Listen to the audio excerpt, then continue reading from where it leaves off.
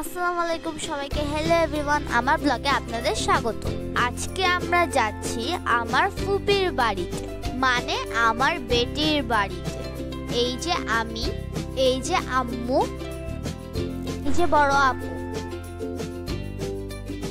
সাথে আল্লাহ আঙ্কেল, কথা আন্টি, আয়ান বাবুও যাচ্ছে। আমার বেটির বাড়ি নওগাঁ সরস্বতীপুর। বেটির বাড়িতে যাওয়ার পর দেখি ইউসুফ ভাইয়া গাছে পানি দিচ্ছে, আর পানি দেখে আয়ান বাবু ভিজতে শুরু করলো।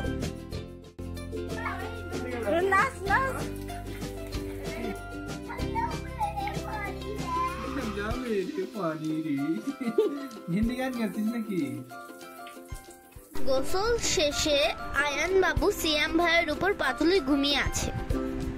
এই বাড়ির সিনিয়র মেম্বার মিস্টার কালু। বেটির বাড়িতে অনেক গাছ আছে, চালায় কত লঙ্কা শুকাতে দেওয়া হয়েছে। এই যে বেটি রান্না করছে। আমার বেটির হাতের রান্না অনেক মজার হয়। বেটি মাটির চুলায় রান্না করে। বেটির রান্না তরকারি দিয়ে আমি 2 প্লেট ভাত খেতে পারি। এই যে আমার ববি ভাবি, আমিও কিন্তু কাজ করি। এই যে আমি শরবত গুলাচ্ছি। বড় আপু তরমুজের শরবতের ফেনা আমার নাকে লাগিয়ে দিল। এটা বেটি জামাই মানে ফুফা। আমরা মজা করে বিরিয়ানি ও সেমাই খেলাম। কালুকেও মুড়ি খেতে দিলাম।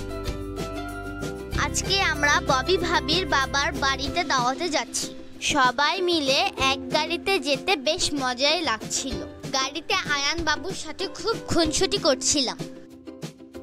ঝাঁকি খেতে খেতে কিছুক্ষণের মধ্যেই ভাবিদের বাসায় পৌঁছে গেলাম। ভাবিদের বাসার ছাদটা আমার অনেক ভালো লেগেছে, কারণ এখানে অনেক ফুলের গাছ আর কবুতর আছে। কবুতর আমার অনেক পছন্দের। এই কবুতরটা ডিম দিয়েছে।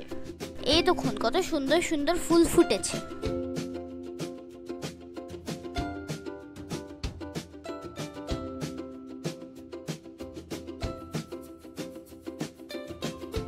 দাওয়াতে আমার ইয়াকুব আঙ্কেলও আসলো। রাস্তা খুঁজে না পাওয়ায় ইয়াকুব আঙ্কেল মাঠের ভিতর দিয়ে হেঁটে চলে আসলো। আঙ্কেলের এসব কাণ্ড কারখানায় আমাদের বেশ হাসিই পায়। সকাল থেকে বাড়িতে কারেন্ট ছিল না, তাই বাইরে সবাই আড্ডা দিচ্ছে।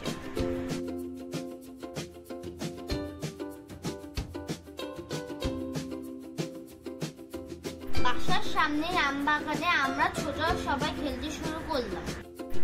আহা, ধাক্কা খেয়ে আয়ান বাবু পড়ে গেল। খেলা শেষে সবাই মিলে আম বাগানে বসে গল্প করছিলাম।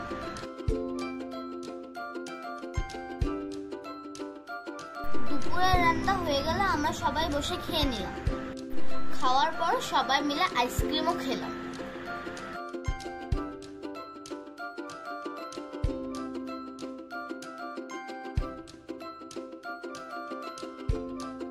আয়ান বাবু আর সিয়াম ভাইয়া 2 হাত দিয়ে আইসক্রিম খাচ্ছে।